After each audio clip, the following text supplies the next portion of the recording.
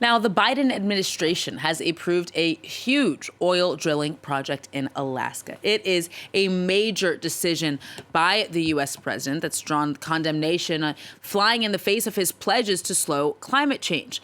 Solange Mougin is with me here on set to break down why this has created so much outrage. First, though, Solange, let's talk about what exactly it is that the Biden administration has approved.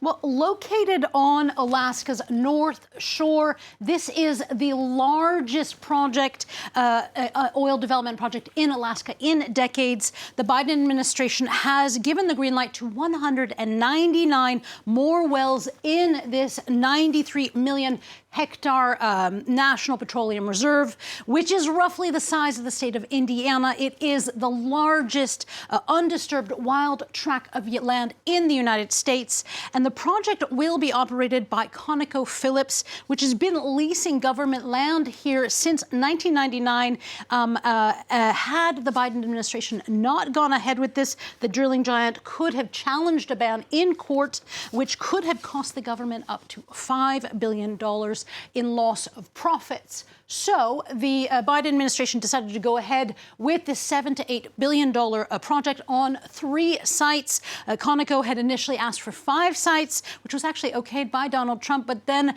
that plan was stopped in the courts. Now, this revised plan is slightly smaller, but it's still pretty big, 600 million barrels, which is still thought to, which is about a bit more than the U.S.'s emergency stockpile reserves.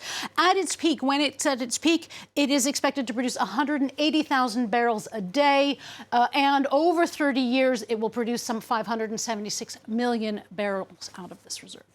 So, Solange, who supports this project? It seems to be contradictory to Biden's announcement just a day earlier, saying that he would bar or limit drilling in some other areas of Alaska and the Arctic Ocean.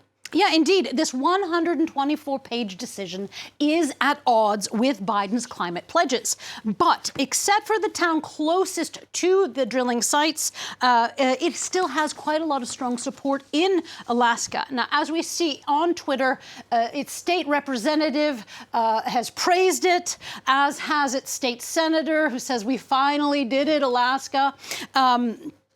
Why is this? Well, Alaska's economy is still very deeply tied to drilling. Right now, oil production in Alaska is at a fourth of what it was at its peak in the 1980s, and many Alaskans actually want to boost that drilling up again, even if they are already feeling the impact of climate change. One example, for example, the drilling sites will actually need to be artificially chilled because the tundra's permafrost is already melting.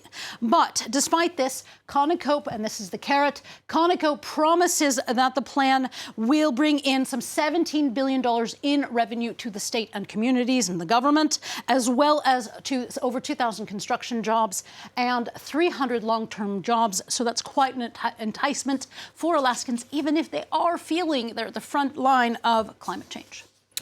Well, beyond Alaska, Solange, the project has been met by a lot of outrage, obviously, over its environmental impact. Yeah, this new pumping project would add some 239 million metric tons of CO2. That is essentially adding $1.7 million gas cars, 1.7 million cars, gas ones, per year onto U.S. roads.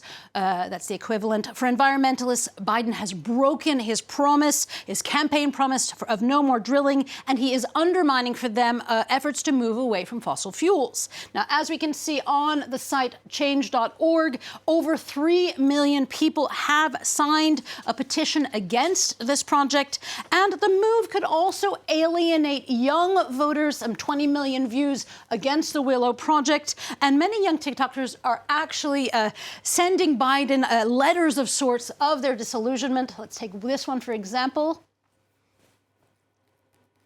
where we see, I look to you and see nothing, a message there to Biden. And many TikTok users as well, they are incredibly worried, as we see in this letter, about concerns that this will not help keep the temperature levels to the 1.5 degree threshold, and they fear that Alaska will turn into this. So why do you think, Solange, that the U.S. president is moving forward with approving this project, despite the fact that it's certainly not what his base favors? Well, pushback is gaining momentum, so we'll see how this pans out. But as we see on sites like this one, pushback is there.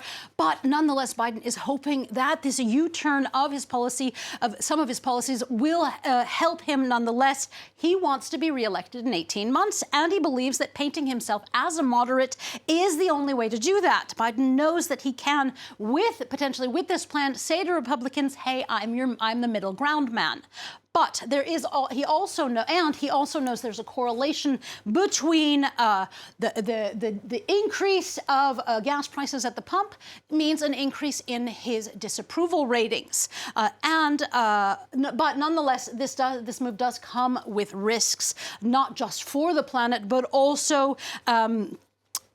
Many now say that Biden has a hypocritical environmental policy, with environments vowing to challenge in the courts what they're calling Biden's carbon bomb.